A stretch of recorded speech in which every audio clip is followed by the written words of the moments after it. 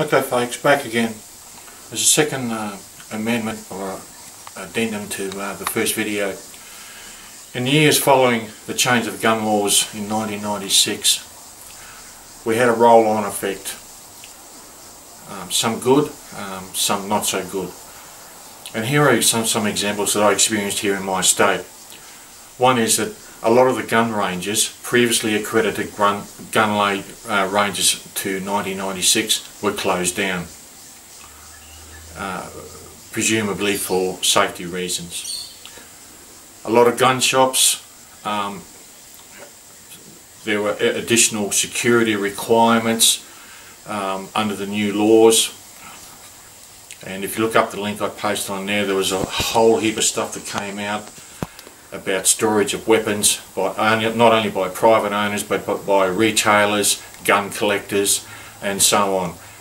It's too many to name on a video, but if you look up the link on the forum, yes, it's all there. Okay, particularly with applications for licenses here in Queensland. Secondly, the security of privately owned firearms. These were made more stringent, and I do agree with it, in the fact that the firearms had to be locked away in an approved cabinet.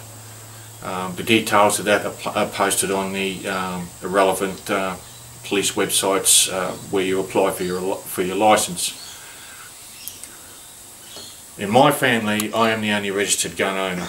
Therefore, my wife, if she needs access to that gun cabinet, it is illegal.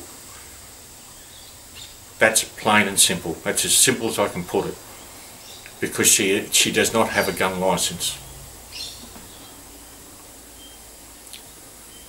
Other laws changed too over the years after 1996, and there were subtle changes, and a lot of these laws changed that firearms owners didn't even know about until a situation arose. And I'll give you an instance.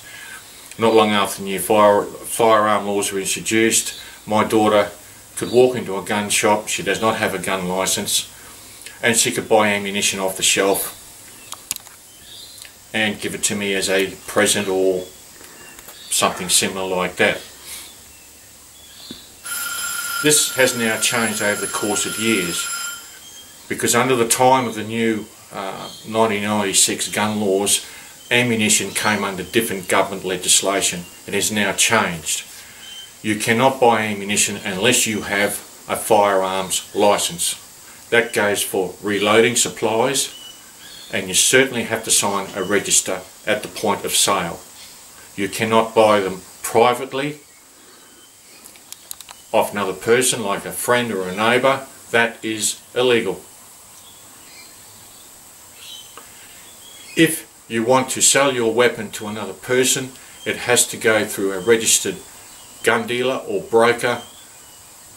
You pay him a fee, and the firearm is sold that way. The paper trail leads back to the state authorities. As I said before, if you want to buy a firearm, you have to justify why you want to buy that firearm, and there's a lot of bureaucracy involved. It may take a long time for the approval to come through. In Queensland, they've just introduced an online service where you can apply for a firearms license, and I'm pretty sure a permit to acquire.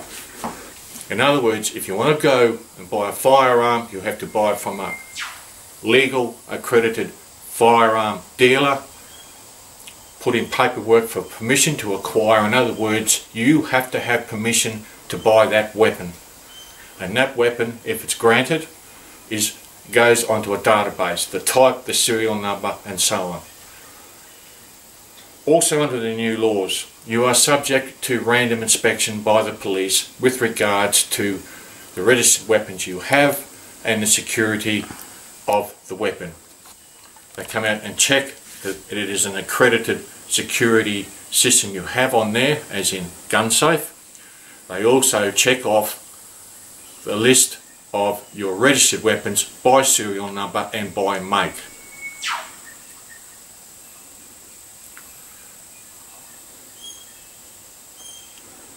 So you can see where this has the new laws in 1996 affected Australian gun owners. There is still a very strong anti-gun lobby in this country, although there is a lot of people that are stepping up to the plate to say, hey, you know, there was an email that actually circulated around December 2012. I received it from 2 different sources after the school shootings in Connecticut. And there was a poll you had to vote on. And there were 2 polls. One was Australian and one was for American gun laws as perceived by the Australian public. On the Australian poll at that time, and it gave the results under the box, whichever way you voted, at that particular time, around about 95% of Australians did not believe we needed stricter gun laws. Only 5% did. However, when it came to the American gun the poll on the American gun laws, overwhelmingly, a majority of Australians said yes, you do need to have tighter gun controls. That's a fact. That was in the email. With regards to sales of semi-automatic weapons here in Australia, yes, you can still buy them, but you've got to jump through burning hoops of fire and justification, reams of paperwork to own one. So I want to make that quite clear. And for a lot of the average shooters like myself, it's just not worth the hassle. There were changes to the pistol laws soon after that. Certain types of pistols had heavier restrictions on them, lengths of barrels, and yada yada yada. This happened quite a few years after 1996. So the laws in this country are changing all the time. Some are major changes, some are minor changes. And it's something that's very hard to keep up with because, hey, you don't get a letter in the mail as a gun owner to say, well, such and such a law has changed in this state. You quite often do not find out until a situation arises. So that's the way it is. That's the basics of what it is here in Australia. No doubt other Australians will join in on YouTube or on the forum and have their say as well. So it's not a constitutional crisis here in Australia, it never was, but in the United States this is going to complicate the issues over there. So please resolve this situation peacefully, legally, without violence. Thank you.